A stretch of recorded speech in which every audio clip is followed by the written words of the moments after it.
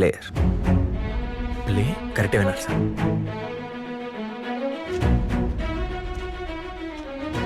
నేను మళ్ళీ ఆడాలి. ఇండియన్ టీంకి ఆడాలి.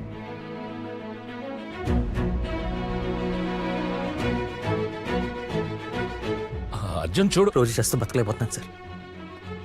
నీ ఏజ్ ఇప్పుడు 36 అర్జున్. అది ప్రొఫెషనల్ స్పోర్ట్స్ నుంచి రిటైర్ అయ్యే ఏజ్. లాస్ట్ 3 రోజులు 500 కోసం తిరుగుతుంటే నాకు నేను దొరికాను సార్. నా 36 ఏళ్ళ జీవితం కనిపించింది.